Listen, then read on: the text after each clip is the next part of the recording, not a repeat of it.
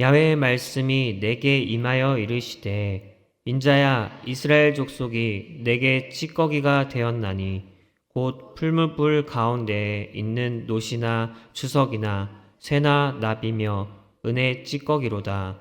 그러므로 주 야훼께서 이와 같이 말씀하셨느니라.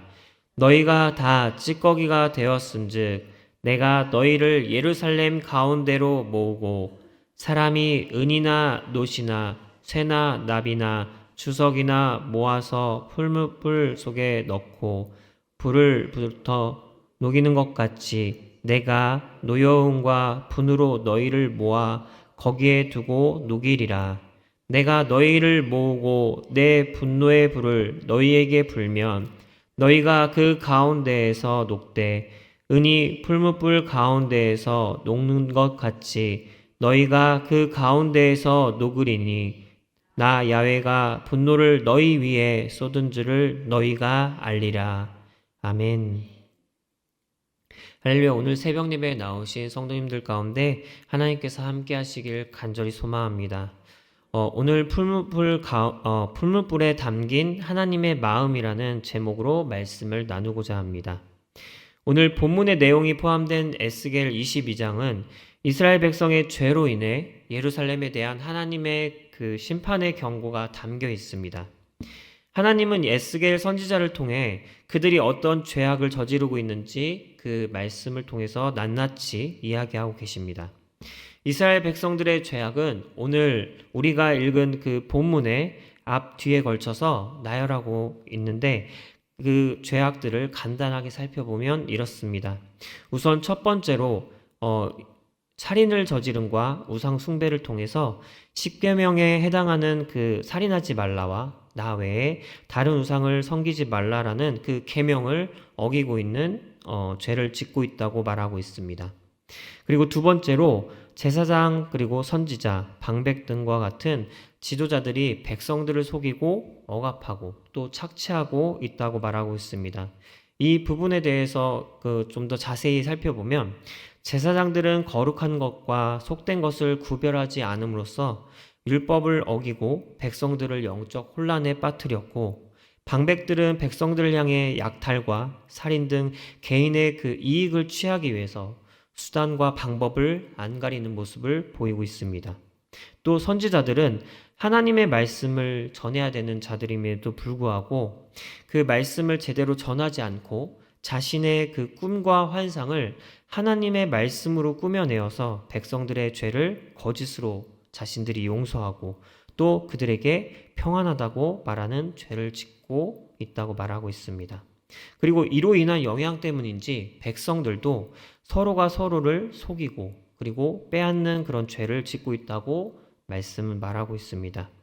세 번째로는 그 근친상간과 같은 성적 타락으로 가정의 질서를 백성들이 무너뜨리고 있으며 더 나아가서 사회 전체의 그 질서를 타락시키는 그 결과를 가져왔다고 말하고 있습니다. 그리고 네 번째로 하나님의 성전을 더럽히고 안식일을 지키지 않는 등의 하나님과의 그 관계를 단절시키려고 하는 그 하나님 앞에서 감히 그 하나님과의 관계를 단절시키려고 하는 그런 행위를 하고 있다고 말하고 있습니다. 다섯 번째로는 하나님을 의지하지 않고 주변 강대국을 의지하고 그들의 우상을 받아들이는 그 죄를 짓고 있다고 말하고 있습니다. 이처럼 백성들은 하나님을 기만하고 그 앞에서 큰 죄를 여전히 짓고 있는 모습 때문에 하나님은 오늘 말씀을 통해서 이들을 우리가 함께 읽은 본문과 같이 심판하시겠다고 경고하고 계신 것입니다. 그것도 강력하게 풀무불의 그 비유로 심판하시겠다고 말씀하고 계십니다. 풀무불은 간단하게 말하자면 여러 가지 불순물과 섞여 있는 그 쇠 또는 금과 은과 같은 여러 가지 그 금속 물질을 분리하고 또 그 금속을 원하는 형태로 만들기 위해서 불을 피워 녹이는 것을 말하고 있습니다. 하나님은 이스라엘 백성들의 죄가 너무나 많고 크기 때문에 그들을 풀무불에 넣어 녹이는 것처럼 심판하실 것이라고 말씀하고 계십니다. 이것이 얼마나 충격적이고 안타까운 일인지 모르겠습니다. 이들의 죄가 얼마나 크면 하나님께서 그 풀무불에 녹이겠다고 말씀하고 있는지 모르겠습니다. 또 이러한 심판의 경고를 하시는 하나님의 마음은 어떠할지 우리가 감히 상상하지 못할 것 같습니다. 하나님의 마음이 아마 백성들을 향한 그 화가 나심과 그리고 그들을 향한 안타까움이 겹쳐 있는 그런 복잡한 마음에 힘들어 하시지 않을까 싶습니다. 오늘 본문의 그 뒷부분을 보면 더 안타까운 이야기가 나오고 있습니다. 하나님께서 사실은 백성들을 너무나 사랑하시기에 자기 자신과 이웃들을 향해 자기가 먼저 나서서 회개하고 하나님께 중보하며 그들을 향한 그 심판을 막아설 사람을 하나님이 찾고 있었다고 말하고 있습니다. 그런데 하나님이 먼저 그들을 찾고 있었음에도 불구하고 그렇게 할 자를 아무도 찾지 못하였다고 말씀하고 계십니다. 그리고 그로 인해서 내가 결국 너희를 심판할 수밖에 없다고 하나님은 그 말씀하신 대로 심판을 집행하시겠다고 말씀하고 계십니다. 하나님은 이런 분이십니다. 죄를 지은 이들에게 분명하게 심판의 경고를 하십니다. 그런데 그 분명하게 심판의 경고를 하시지만 그 마음 가운데에는 그 백성들을 향한, 사람들을 향한 그 사랑이 넘쳐나시는 분이 바로 하나님이십니다. 그리고 그 사랑하는 사람들과 늘 함께하고 싶어 하시는 분도 바로 하나님이십니다. 그런데 하나님이 가지고 계신 본성 중에 하나는 바로 거룩함입니다. 하나님은 거룩하십니다. 하나님은 그 거룩하시기에 우리가 하나님과 함께하기 위해서는 반드시 필요한 것이 우리의 죄가 사해져야 됩니다. 그래서 이 너무나 많은 죄를 지은 이스라엘 백성이 하나님께서 보시기에 하나님이 그들과 함께 하시기에는 그 죄를 그냥 두고 보실 수가 없으셨던 것입니다. 풀무불에는 하나님께서 이 말씀을 통해서 그 비유로 말씀하신 이 풀무불의 심판의 경고의 비유에는 하나님께서 그들의 죄로 인해 심판하고자 하시는 하나님의 그 공의와 그리고 정의로운 그 마음이 담겨 있습니다.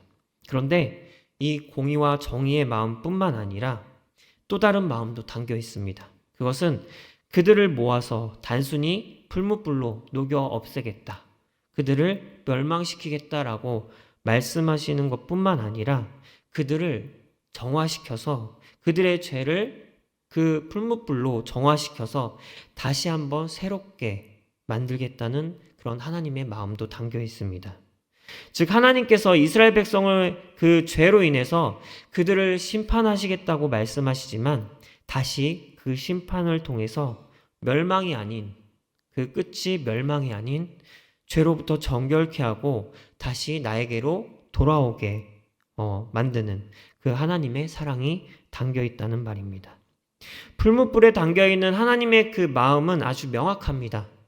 백성들이 죄에서 벗어나 정결한 마음으로 하나님 앞으로 다시 나아오길 바라고 계십니다. 이런 하나님의 마음은 현재를 살아가고 있는 우리에게도 똑같이 적용하시고 계시고 똑같이 우리에게 본문 말씀과 같이 말씀하고 계십니다. 우리가 우리의 삶을 되돌아보면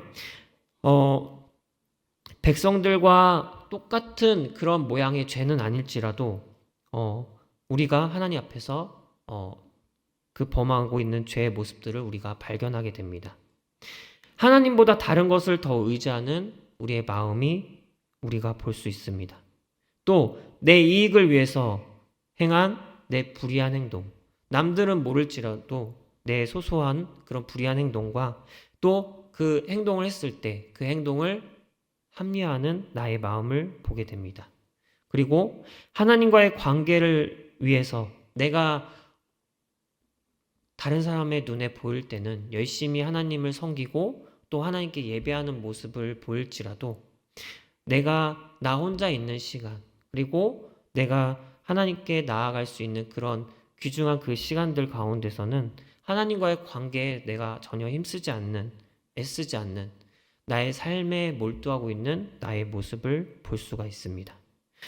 본문 말씀의 백성들의 모습과 이런 우리의 모습은 다를 바가 없을 때가 참 많습니다. 그런 우리에게 오늘 하나님께서 이 풀무불 심판으로 동일하게 말씀하고 계십니다. 내가 너의 죄와 연약함으로 인해서 멸망시키겠다가 아니라 내가 너의 죄와 연약함을 심판을 통해서 정화시키고 그리고 다시 나에게 돌아와 나와 함께 하도록 인도하시겠다라고 하나님께서는 우리에게 말씀을 통해 이야기하고 계십니다. 이것이 풀무불에 담긴 하나님의 마음이자 우리를 향한 하나님의 사랑입니다. 이런 하나님의 마음, 이런 하나님의 말씀하신 이 풀무불 심판에 담긴 하나님의 마음에 여러분은 어떻게 응답하시겠습니까? 오늘 말씀을 여러분들이 좀 기억하셨으면 좋겠습니다.